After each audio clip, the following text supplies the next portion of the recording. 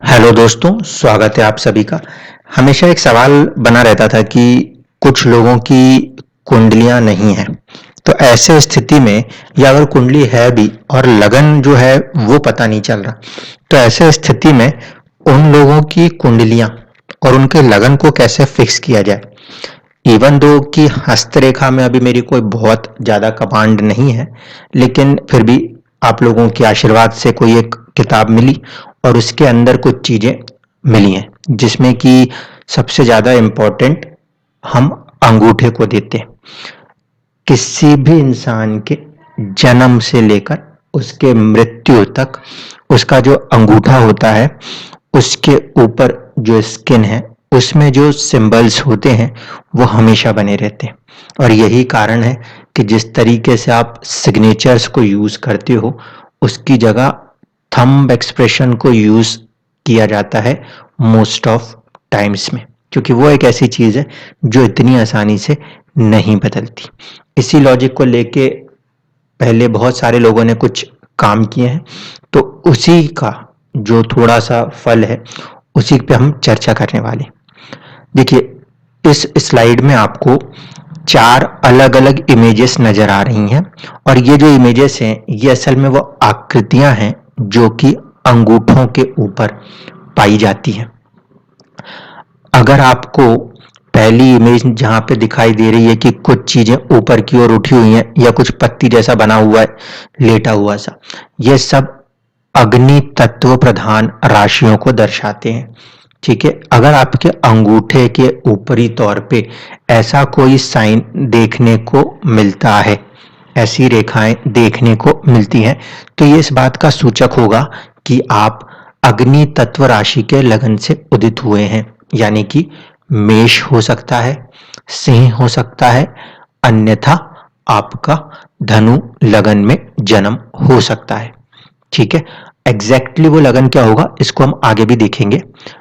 इसी तरीके से जो दूसरा होता है वो है पृथ्वी तत्व की राशियां, और जब पृथ्वी तत्व की राशियां किसी कुंडली में हो तो उस इंसान के अंगूठे के ऊपर जो निशान होंगे वो कुछ ऐसे निशान होंगे जैसे कुछ एक पर्वत श्रृंखला हो। ठीक है, ये मिलता है हमें वृषभ लगन में, कन्या लगन में और मकर लगन के अंदर। इसी तरीके से अगर किसी का जन्म मिथुन लगन, तुला लगन या कुंभ लगन के अंतर्गत हुआ होगा, तो उनके अंगूठों के ऊपर जब कभी भी आप निशान देखोगे तो वो एक ऐसी आकृति होगी जो ऊपर की तरफ उठती हुई तो होगी, लेकिन पूरी तरह से नीचे झुक के नहीं आएगी। ठीक है, वायु का काम क्या है कि वायु साइड में अगर हो तो वो अपने आप को इस तरीके से इम्पैक्ट नहीं करती, लेकिन ऊपर की तरफ चीजों को ले जाने का ज्यादा प्रयास करती है। इसीलिए जो आप तीसरी इमेज देख रहे हैं जिसमें ए बी सी डी और ई तरीके की डिजाइन्स हैं, ये आकृतियां यदि आपके अंगूठे के ऊपर होंगी तो आप या तो मिथुन लगन या तो तुला लगन या कुंभ लगन में जन्मे हुए जातक या जातिकाएं हो सकते हैं।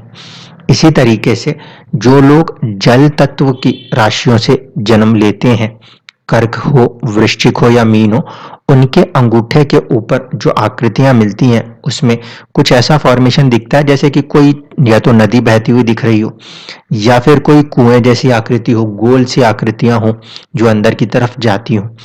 इसी तरीके से आप अगर देख रहे हो तो जो आखिरी इमेज है उसके अंदर ज्यादातर चीजें गोल घूम रही हैं। ये सारी चीज जो है ये जल तत्व के लग्नों को दर्शाती हैं। इसके बाद कुछ साइन और भी होते हैं, जैसे कि मेष लगन के अंदर यदि आ जाएं तो मेष लगन के लिए जो आप एक्सप्रेशन देख रहे हो, यहाँ पे आपको दो चीजें दिखाई दे रही हैं। पहले तो एक भेड़ बनी हुई है, मेष बनी हुई है, और तीसरी जो इमेज है वो किसी अंगूठे की फोटो है, उसका एक इमेज है, इंप्रेशन है। तो यहाँ पे आप देखोगे एक एलिमेंट और उसमें ऐड हो रहा है। ये जो एलिमेंट है ये एक्चुअल में इस बात को दिखाता है कि किस धातु की वो राशि है। ठीक है, तो फायर एलिमेंट में 3 राशियां आती हैं, मेष, सिंह और आपकी धनु, लेकिन तीनों के एलिमेंट्स अलग अलग होते हैं। ठीक है, जैसे कि आप इसमें रीड भी कर पा रहे होंगे, अर्ध चक्र जलती हुई मशाल की लपटें, क्यों? अग्नि को रिप्रेजेंट करेगी जलती हुई मशाल, ठीक है। जो हमने एक पिछले इसमें देखा था, ये जलती हुई मशाल जैसी चीजें जो है ये अग्नि को रिप्रेजेंट कर रही हैं। तो मेष एक अग्नि तत्व की राशि है, गुण तो उसका तमोगुणी है। इस गुणों की चर्चा हम कभी आगे करेंगे। जो इसका धातु है, ये इसको आप इस तरीके से समझ सकते हो, ये रिप्रेजेंट करता है कि इंसान का जो स्वभाव रहेगा, जैसे इसमें लिखा है चर, तो धातु और स्वभाव ये दो इंपॉर्टेंट फैक्टर है। चर का मतलब है कि मेष लगन में यदि जन्म हुआ होगा तो आप थोड़े से जल्दी एक्ट और रिएक्ट करने वाले इंसान होंगे। कोई भी चीज आई, आपने तुरंत उसको रिएक्ट करना है। इसको हम थोड़ा सा जल्दबाजी के नेचर में भी देख सकते हैं, या फिर हम ऐसे लोगों को देखते हैं जो बहुत ही ज्यादा फर्राटे से काम करने वाले, बहुत ज्यादा एनर्जेटिक लोग होते हैं, तुरंत एकदम से प्रतिक्रिया देने की क्षमता रखते हैं। तो ये सिंबल्स जो हैं, ये दोनों सिंबल्स, यानी कि जब हम देख रहे थे जलती हुई मशाल वाला, वो आपके अंगूठे के ऊपर हो, और साथ ही साथ इस तरह की एक आकृति जो कि भेड़ को एक पूंछ और दो पैर के तौर पर रिप्रेजेंट कर रही है, ऐसी कोई आकृति होगी तो आपका अंगूठा आपको मेष लगन में आपका जन्म हुआ है ये बता सकता है। इसी तरीके से देखिए, अगर किसी का मिथुन लगन में जन्म हो तो उस कंडीशन में जो वायु तत्व के लिए हमने देखा था, वायु तत्व के अंदर हमने क्या देखा था, वायु तत्व की जो सिचुएशन है उसमें एक ऊपर की ओर उठती हुई लाइनें बन रही थी, जो तीसरे फिगर है इसके अंदर, जिसमें ए बी सी डी और ई बने हुए हैं। कुछ इस तरीके की चीजें पहले अंगूठे के ऊपर देखने को मिलती हैं, और फिर एक निशान कुछ इस तरीके का बना हुआ होता है, जैसे कि कुछ मछलियां या कुछ जीव जो हैं उसके अंदर आ रहे हैं, ठीक है। ऐसे में ये जो आपका साइन है, थंब के ऊपर अगर ये साइन मिलता है जिसमें इमेज 23 दिख रहा है आपको, तो ये मिथुन लगन के जन्म को दर्शा सकता है।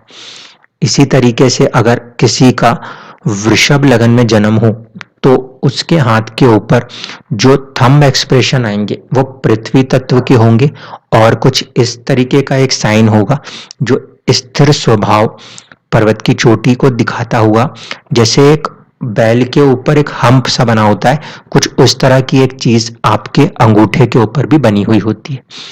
इसी तरीके से और भी कई सारी चीजें हैं जो हाथ की लाइनों में होती हैं, जिसके आधार पे बाकी की कैलकुलेशनें करके किसी के हाथ से, यानी उसके हाथ को देखकर जो भी उनकी एक कुंडली बन सकती है, इसको बनाया जा सकता है। हम उस चीज को इतने डेप्थ में नहीं सीखेंगे, हम यहाँ पे इसको सिर्फ उस कंडीशन में इस्तेमाल करेंगे जहां पे कि लोग अपने किसी एक लगन को लेके कंफ्यूज्ड है, ठीक है। क्योंकि अभी हमने बुक को पढ़ा और बुक को पढ़ के थोड़ा सा उसको देखा, तो हाँ, हाथों में कुछ चीजें हमें ऐसे देखने को मिली है, इसीलिए हम कह सकते हैं कि कुछ हद तक इन बातों में सत्यता नजर आती है। इसीलिए अभी हम इसको सिर्फ वहीं तक यूटिलाइज करेंगे जब आपको ऐसा लगे कि आपका कोई लगन ये हो या वो हो, यानी कि जिनको अपना टाइम ऑफ बर्थ नहीं पता हो और वो दो लगनों के बीच में उलझ रहे हों। बेसिकली ऐसा होगा तो क्या होगा, दो तत्वों के बीच में आप उलझोगे, क्योंकि दो राशियां जो होती हैं वो आजू बाजू में अलग अलग तत्वों की होती हैं। तो आपको उस कंडीशन में कोई भी कंफ्यूजन ना रहे, उसको खत्म करने में ये लॉजिक हेल्प कर सकता है। अग्नि तत्व, वायु तत्व, जल तत्व या पृथ्वी तत्व की जो भी राशियां हैं वो अंगूठों पे आपको दिख जाएंगी, उसके आधार पे आप अपने लगन को फिक्स कर पाएंगे। धन्यवाद।